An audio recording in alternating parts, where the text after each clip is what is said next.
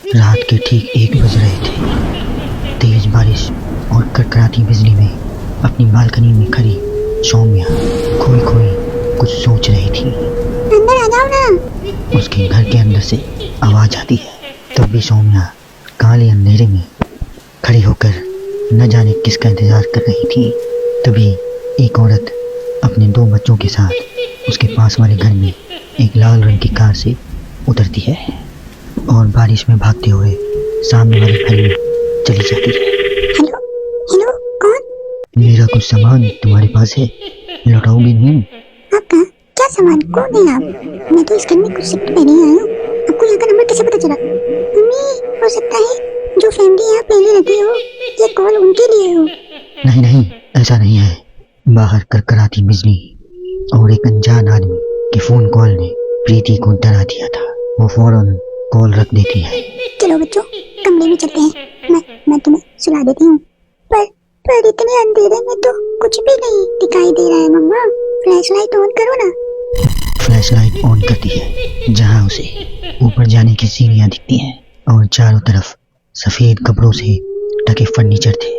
तभी प्रीति की 3 साल की बेटी उससे कहती है, मम्मा, घोस्ट। नो भाई लव, ये तो व्हाइट क्लोथ्स है।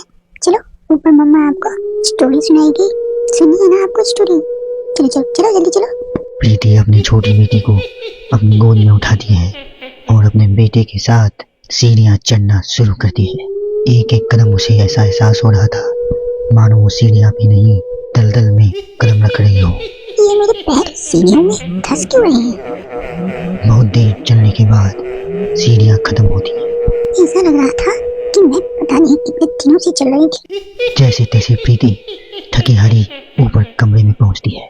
जैसे ही फ्लैश बेड पर पड़ता है, वो देखती है कि उसके दोनों बच्चे पहले से ही बिस्तर पे सो रहे हैं। मेरा सर चकरा रहा है। बच्चे तो मेरे गोद में थे, यहाँ कैसे आ गए? और वो भी मुझसे पहले। प्रीति कुछ समझ पाती उससे पहले ही वो बेहोश होकर जमीन पर गिर जाती है। अगली सुबह उसकी आंखें सूरज की रोशनी चेहरे पर पड़ने से खुलती हैं। वो बैल्कनी में जाती है, जहाँ उसे सौम्या अपने बैल्कनी में खड़ी दिखती है।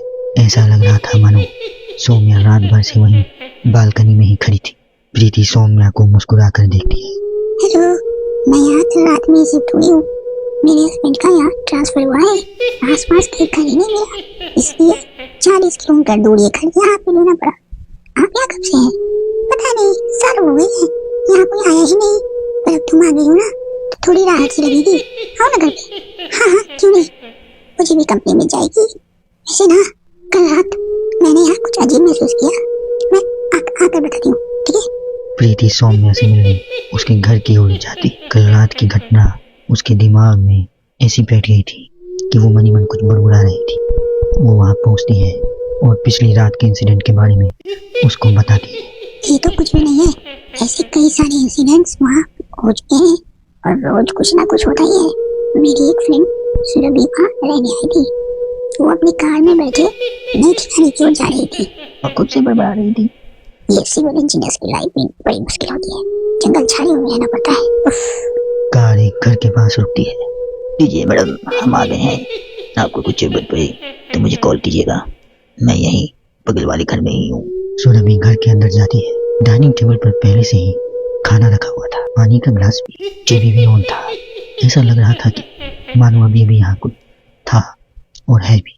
चलो, कंपनी अच्छी है, सब अरेंजमेंट्स मेरे आने के पहले ही कर दिया है। सुरभि खाने की टेबल पर बैठती है, जहाँ 5 लोगों का खाना परोसा हुआ था।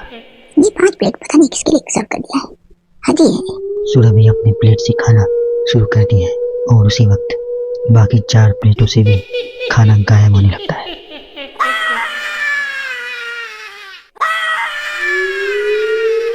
सुरभि भागते हुए अपने ड्राइवर के घर पर जाती है और वो देखती है उसका ड्राइवर जमीन पे गिरा हुआ था और फर्श पे हर जगह बस खून ही खून था और उसके ड्राइवर राहुल के मुंह से भी खून आ रहा था।